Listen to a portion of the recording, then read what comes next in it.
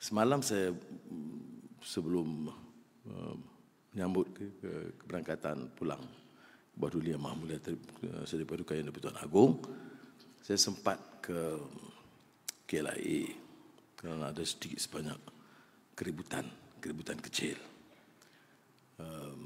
Tentunya saya lihat umpamanya semua kaunter immigration berfungsi. Maknanya majoriti staff immigration menjalankan tugas dengan baik. Tetapi seperti mana juga kita sedar dan sering saya tekankan, ada kelumpulan kecil yang masih biasa dengan sistem dan amalan yang lama. Saya percaya hal itu hal bidang kuasa SPRM yang harus bertindak. Selalu kita sebut nila setitik rosak sebelanga. Saya pergi untuk beri jaminan bahawa sebenarnya tidak wajar kita memberi gambaran persepsi secara umum bahawa ada kerusakan dalam immigration. Tetapi tidak boleh kita nafikan kerana terlalu ramai. Saya nak beri satu maklumat umpamanya. Semalam saya terima yang mungkin maklumat yang mungkin masih disiasat di jabatan lain, pendaftaran. Kan kita akan permudahkan bagi orang yang layak mendapat status sama ada kewarganegaraan dan sebagainya. Tapi untuk mendapatkan sijil itu dikenakan lagi bayaran. Tapi jumlah ini terlalu kecil. Harus ada tindakan yang keras, tegas. Kalau tidak dia merosakkan seluruh image pentadbiran sama ada pimpinan katanya yang berbicara tapi tidak mampu mengamalkan, ataupun image umum seperti yang saya lihat di KLIA fungsinya baik. Counter immigration itu semua berfungsi.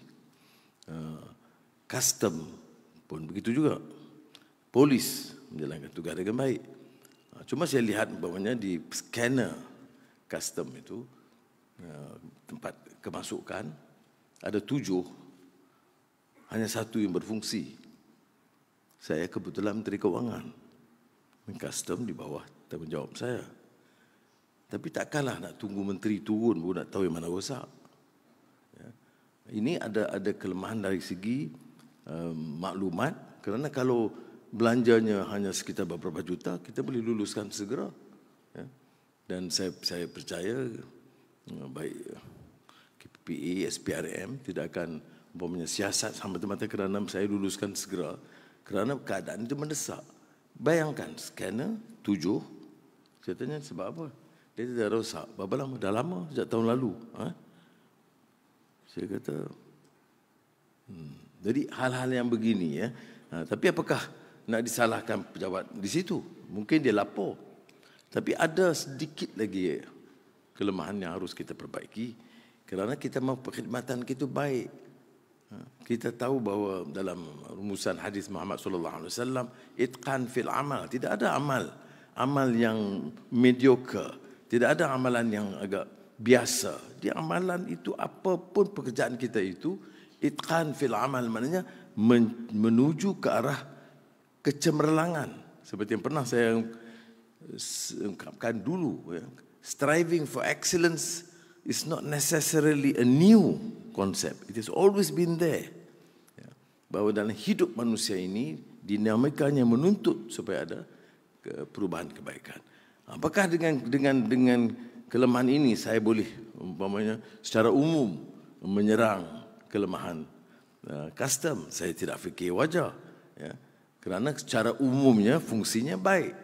Tapi hal-hal ini tidak boleh kita mungkiri kebenarannya atau menafikan.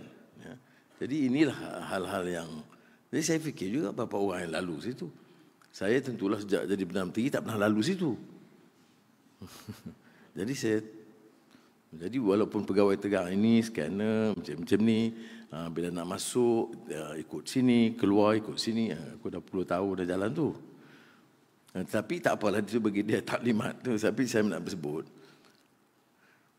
Jadi sebab itu kita kadang-kadang yang di atas pun harus turun dan terjun ke bawah untuk melihat sendiri, kerana tidak boleh buat andaian semuanya baik.